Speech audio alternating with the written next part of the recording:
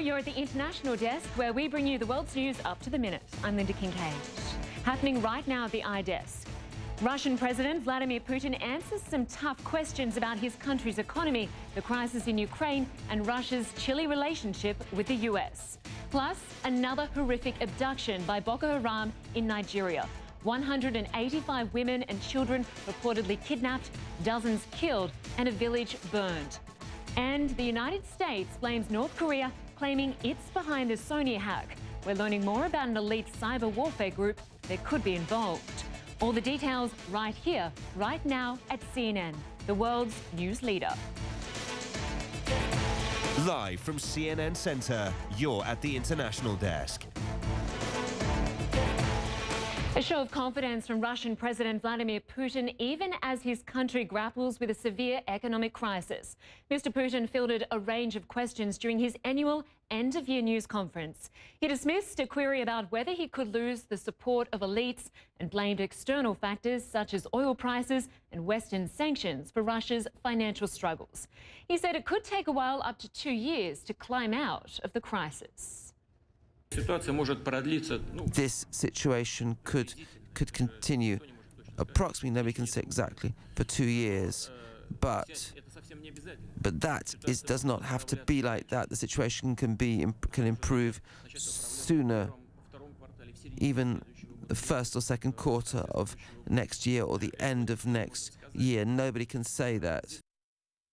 Mr. Putin had some strong words about Moscow's relations with the West in response to a question about whether a new Cold War is developing. He denied that Moscow was an aggressor. Russia has only made a contribution where it is supporting its national interests in a harsher and harsher way. We're not attacking anyone, we're not warmongers. We are only defending our interests, and the dissatisfaction of our Western partners are huge because of this. On the subject of the fighting in eastern Ukraine, President Putin blamed, quote, a state coup and a military coup that parts of Ukraine simply did not agree with. Western powers accused Russia of sending troops and equipment to help separatists in the region, but Mr. Putin denied that Russians killed there were members of his country's military. All the people from all sections who are carrying out their duties, either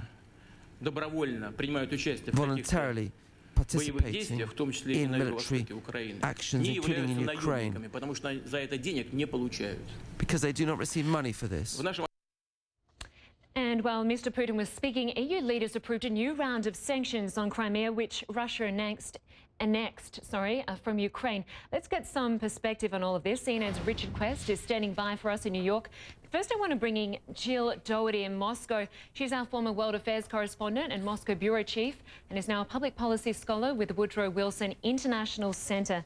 Jill, now you were there for the long news conference. President Putin wanted to reassure the Russian people about the country's economy and foreign policy. Do you think he accomplished that? Well, he certainly tried very hard. I mean, everything from his body language to exactly what he said was meant to reassure Russians that this, he wouldn't even use the word crisis, but whatever it is, economic difficulties will pass.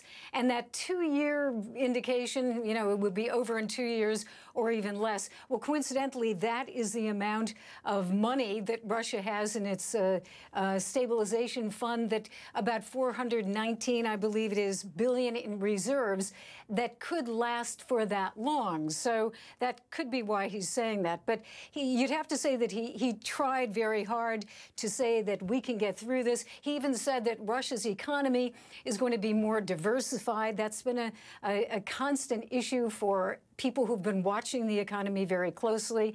And interestingly, you know, there were some rumors yesterday, oh, could his government be fired? Could Medvedev be out the door, the prime minister?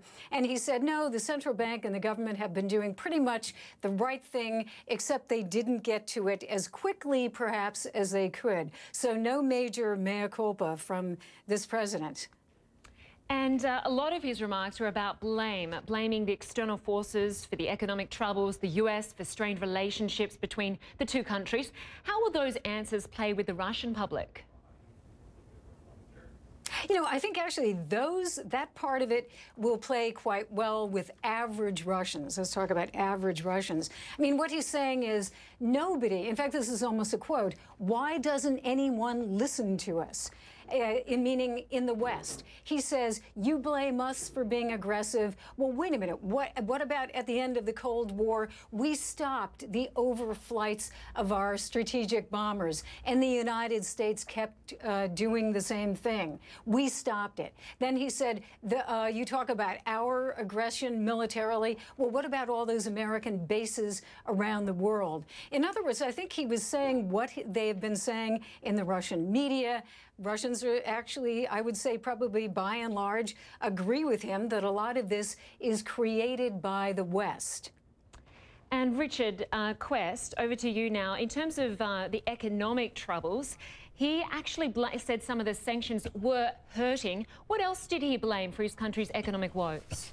Yes, he quantified the contribution, if you like, to the demise of by the sanctions, which he said was around 25 to 30% of the ruble's problems. But of course, on the oil price, he went at it full throttle. And he suggested both the US and Saudi were in cahoots in some way.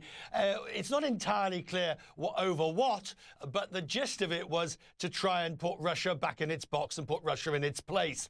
Now, this is all fanciful stuff at one level, but it does show a president who is facing one of the most serious crises facing his economy, but he doesn't call it a crisis.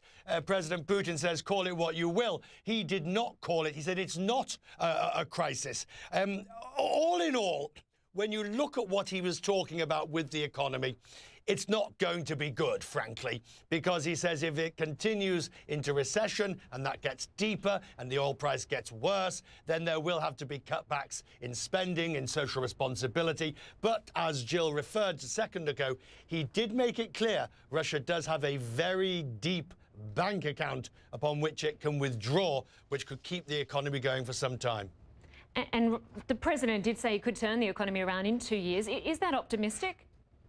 Well, it depends on what the rest of the world is doing. At the moment, many of Russia's problems are Russia's problems. But as long as the Eurozone continues to grow slowly and there's slow growth in many other countries, then yes, 2 years is an entirely reasonable number. Russia gets 40% or 50% of its external revenue from oil. If the price of oil stays down round at $40, $50, $60 a barrel, Russia has a huge hole in the books. It is not, you do not need to be a mathematician to work out where Russia is going to hurt in the future. The downside, of course, is how they handle it. And what he said today is to the central bank, don't burn money propping up the ruble. A clear sign that Russia will manage the decline, but a decline there will be. And Jill, just back to you. As President Putin spoke, the EU announced new sanctions. Can you explain what those were? Well, essentially, they're on investment, services, and trade with Crimea. In other words, no investment will be permitted by Europeans in Crimea. They also talked about services and especially the oil and gas industry. So this comes right at the time that the United States also is announcing more sanctions. But, you know, Vladimir Putin continues to believe that that is illegal. He didn't dwell on it particularly, but the timing of this was very important because, after all, here he is answering questions right as Richard said, you know, the ruble is crashing around his head and more sanctions. But he continues to say it's all being caused, the problems are being caused by external factors. Jill Doughty in Moscow and Richard Quest in New York, thank you very much for that analysis.